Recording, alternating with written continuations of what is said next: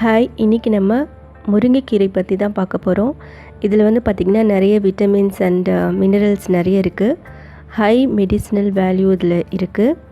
இதில் இரும்பு சத்து நிறைய இருக்குது. அதனால் உங்களுக்கு ஹீமோக்ளோபினோடைய லெவலை இன்க்ரீஸ் பண்ணும். அனீமியாவை வந்து இது ப்ரிவென்ட் பண்ணும். இதில் எப்படி சாம்பார் செய்கிறது அப்படின்னு பார்க்கலாம்.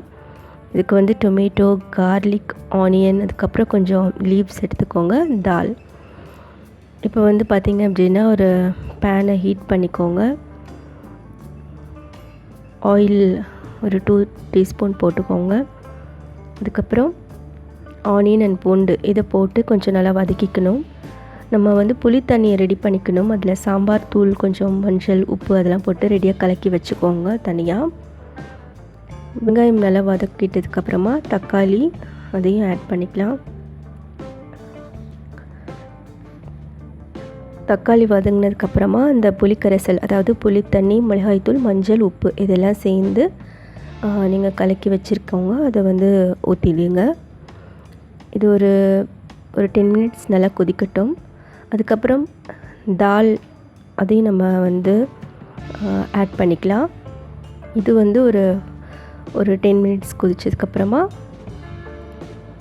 நம்ம ட்ரம்ஸ்டிக் லீவ்ஸ் ஆட் பண்ணலாம். இதில் வந்து கால்சியம் அப்புறம் பாஸ்பரஸ் இருக்குது. இந்த முருங்கைக்கீரையில் போன் வந்து ஹெல்த்தி அண்ட் ஸ்ட்ராங்காக இருக்கிறதுக்கு இது யூஸ் ஆகும். இப்போ நம்ம முருங்கைக்கீரையை வந்து போட்டுக்கலாம். இதில் வந்து பார்த்திங்கன்னா ஜிங்க்கு, அயன், ஃபோலிக் ஆசிட் இருக்குது. கண்டிப்பாக இது வந்து பெண்களுக்கு ரொம்ப நல்லது. வாரத்தில் ஒரு வாட்டியாச்சும் இது நம்ம உணவில் சேர்த்துக்கணும். எங்கள் ஊர்லெலாம் பார்த்திங்கன்னா வீட்டில் பின்னாடிலாம் அந்த மரம் இருக்கும். எதுவுமே இல்லைனா கூட டக்குன்னு முருங்கைக்கீரையை எடுத்து நெய்யில் நல்லா வதக்கி கொடுப்பாங்க. அவ்வளோ டேஸ்ட்டாக இருக்கும் அந்த கீரை. கூழோடு சாப்பிட்ருக்கோம். அதுவும் கூழுக்கும் ரொம்ப நல்ல ஒரு இதாக இருக்கும். இப்போ நம்ம தாளிக்கிறதுக்கு ஒரு பேனில் ஆயில் வந்து ஒரு 2 ஸ்பூன் ஆட் பண்ணிவிட்டு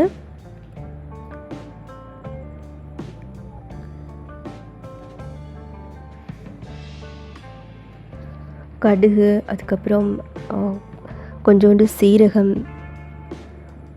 வெந்தயம் இதெல்லாம் ஆட் பண்ணிக்கலாம். இந்த முருங்கைக்கீரை வந்து பார்த்திங்கன்னா நம்மளுக்கு முடி வளர்ச்சிக்கும் இதில் ரொம்ப உதவும். இதில் விட்டமின் சி வந்து நிறைய இருக்குது. வெந்தயம்லாம் போட்டுட்டதுக்கப்புறம் பெருங்காயம் கொஞ்சம் போட்டுட்டு வரமிளகா வந்து கொஞ்சோண்டு போட்டுக்கோங்க.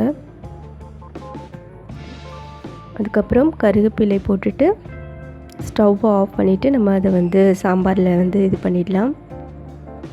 ஸோ இதில் இந்த கீரையில் நிறைய சத்து இருக்குது. ஹீமோக்ளோபின் டெஃபிஷியன்சி கண்டிப்பாக வரவே வராது. ஓவரால் எனர்ஜியை வந்து இது கண்டிப்பாக பூஸ்ட் பண்ணும்.